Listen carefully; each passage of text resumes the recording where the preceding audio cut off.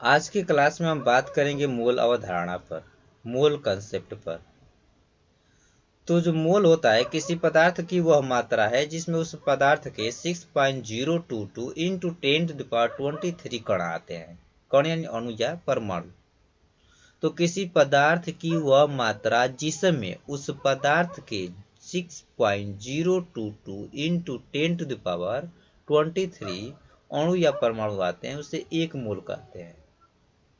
किसी पदार्थ की वह मात्रा जिसमें उस पदार्थ के 6.022 इंटू 10⁻23 अणु या परमाणु आते हैं उसे एक मोल कहते हैं। और किसी पदार्थ का मोल ज्ञात करने के लिए पहले उस पदार्थ का सूत्र ज्ञात होना चाहिए, रासायनिक सूत्र। और उस पदार्थ के सूत्र से उसका अणुभार निकालेंगे और जितना अणुभार आता है उस अणुभार के बराबर उस पदार्थ की ग्राम में मात्रा लेते हैं तो उसी को एक मोल कहते हैं। जैसे अगर हम बात करते हैं हाइड्रोजन पर, तो हाइड्रोजन का सूत्र होता है H2। तो इसका अणुभार हो जाएगा, तो हाइड्रोजन के अणु में हाइड्रोजन का परमाणु भार 1 होता है और उसके अणु में 2 परमाणु हैं, तो 2 से गुणा करके उसका अणुभार हो जाएगा 2। और जितना अणुभार आता है उतना ही उसकी ग्राम में मात्रा लेंगे, यानी कि हाइड्रोजन का 2 ग्राम ले लेंगे, तो इसे ही कहेंगे हाइड्रोजन का एक मोल।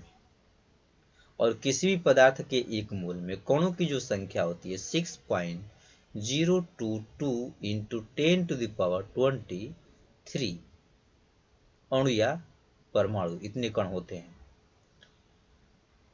तो किसी पदार्थ की वह मात्रा जिसमें उस पदार्थ के 6.022 इंटू 10⁻23 कण यानी अणु या परमाणु आते हैं उसे एक मोल कहते हैं। तो हाइड्रोजन के 2 ग्राम में 6.022 इंटू 10⁻23 कण आ रहे हैं, तो हाइड्रोजन के 2 ग्राम को एक मोल कहेंगे। ऐसे ही ऑक्सीजन पर अगर बात करते हैं तो ऑक्सीजन का सूत्र होता है O2। तो इसका अणुभार हो जाएगा, ऑक्सीजन की संख्या 2 है और इसका परमाणु भार होता है 16, यानी टोटल हो जाएगा 32। तो इसकी 32 ग्राम ले लेंगे, तो इसी को कहेंगे ऑक्सीजन का एक मोल, क्योंकि इतने ग्राम ऑक्सीजन में वो ऑक्सीजन के जो अणुओं की संख्या होती है 6.022 इंटू 10⁻23 होती है। ऐसे ही अगर हम बात करते हैं क्लोरीन पर, तो सूत्र होता है Cl2 और इसका अणुभार हो जाएगा। तो क्लोरीन के अणु में एक परमाणु का परमाणु भार होता है 35.5 और उसमें 2 परमाणु इसके अणु में हैं तो हो जाएगा 71। तब इसके मात्रा ले लेंगे हम लोग 71 ग्राम। तो क्लोरीन के 71 ग्राम को एक मोल कहेंगे, क्योंकि क्लोरीन के 71 ग्राम में 6.022 इंटू 10⁻23 कण आते हैं। ऐसे ही अगर हम बात करते हैं वाटर पर, जल पर, तो उसका सूत्र होता है H2O। तो इसका अणुभार हो जाएगा, तो हाइड्रोजन का अणुभार 2 और प्लस ऑक्सीजन का परमाणु भार हो जाएगा 16, टोटल हो जाएगा 18। ये निकल गया जल का अणुभार। अब इस अणुभार के बराबर हम ग्राम में मात्रा ले लेंगे, तो जल का 18 ग्राम ले लेंगे, तो जल के 18 ग्राम को हम एक मोल कहेंगे, क्योंकि इसमें कणों की संख्या हो जाएगी 6.022 इंटू 10⁻23, क्योंकि किसी भी पदार्थ के एक मोल में इतने ही कण आते हैं। अगर ऐसे ही हम बात करते हैं NaCl,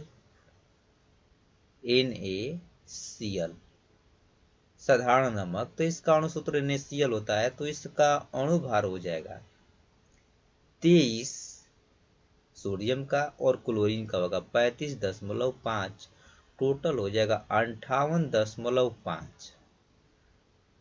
तो 58.5 ग्राम नमक को हम एक मोल कहेंगे, जिसमें उसके अणुओं की संख्या 6.022 इंटू 10⁻23 होगा। तो इस प्रकार किसी भी पदार्थ का जो मोल होता है उसके अणु भार के बराबर होता है। जब किसी पदार्थ का अणु भार के बराबर उसकी ग्राम में मात्रा ली जाए तो उसे एक मोल कहते हैं, और किसी भी पदार्थ के एक मोल में 6.022 इंटू 10⁻23 कण आते हैं। ऐसे ही अगर हम बात करते हैं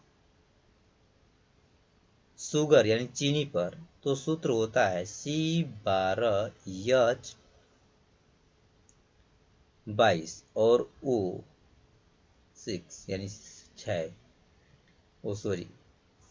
वो हो जाएगा इसमें 12, वो की संख्या भी हो जाएगी 12।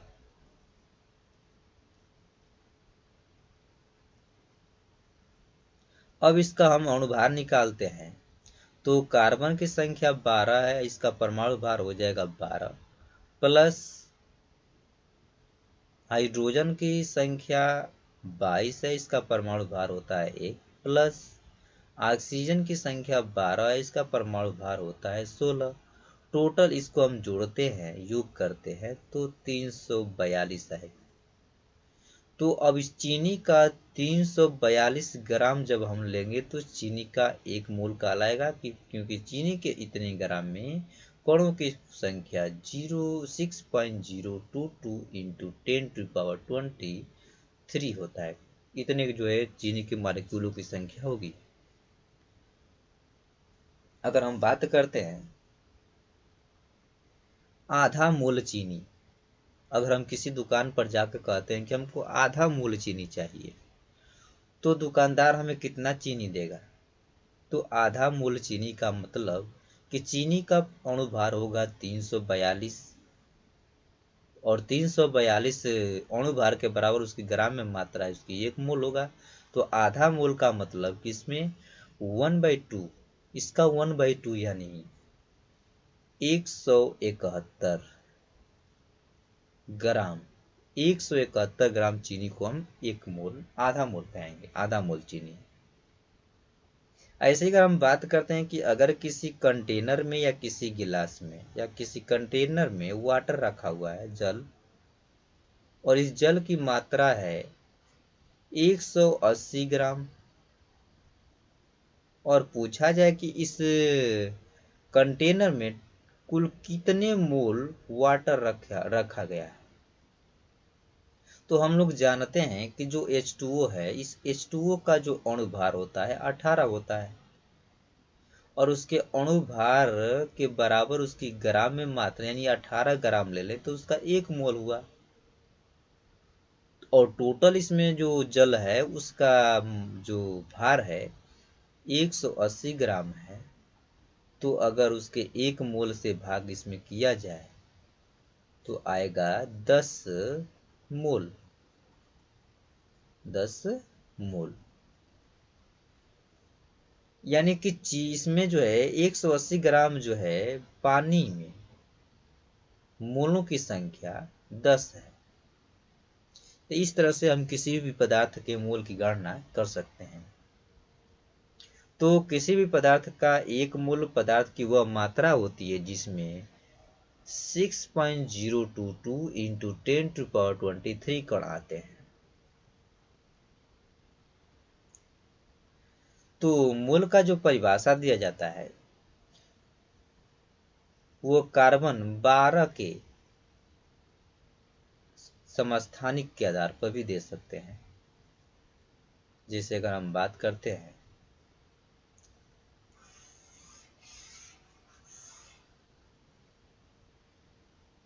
कार्बन 12, कार्बन दो प्रकार का होता है, कार्बन के दो समस्थानिक कार्बन 12 और कार्बन 14 होते हैं। तो अगर हम कार्बन 12 पर बात करते हैं तो कार्बन 12 यानी कार्बन, इसमें कार्बन का परमाणु भार 12 है, तो अणुभार भी इसका 12 होगा। तो 12 ग्राम कार्बन, 12 ग्राम कार्बन को ही हम कहेंगे 1 मोल। और किसी भी पदार्थ के 1 मोल में कणों की संख्या 6.022 इंटू 10⁻23 होता है। तो हम कह सकते हैं कि कार्बन 12 के 12 ग्राम में, कार्बन 12 के 12 ग्राम में 6.022 इंटू 10⁻23 कण आते हैं। अतः यह कार्बन 12 का 1 मोल है। तो इस आधार पर हम मोल की परिभाषा दे सकते हैं कि कार्बन 12 के 12 ग्राम में, किसी का कार्बन 12 के 12 ग्राम में कणों की संख्या 1 मोल कहलाती है। अब ये जो संख्या है 6.022 इंटू 10⁻23, इसका एक विशेष नाम दिया गया है जिसे हम कहते हैं Avogadro number. Avogadro number, Avogadro संख्या। इसका प्रतीक होता है N A means Avogadro, N number, और इसका वैल्यू होता है 6.022 इंटू 10⁻23। यह संख्या अवोगाद्रो एक महान वैज्ञानिक अवोगाद्रो के नाम पर रखी गई है, उनके सम्मान में रखी गई। तो किसी भी पदार्थ के 1 मोल में जो कणों की संख्या 6.022 इंटू 10⁻23 होता है, इस संख्या का एक विशेष नाम है जिसे अवोगाद्रो संख्या कहते हैं। इसे Na से प्रदर्शित किया जाता है। तो आज के क्लास में केवल इतना ही। अगले क्लास में आगे के टॉपिक पर बात करेंगे।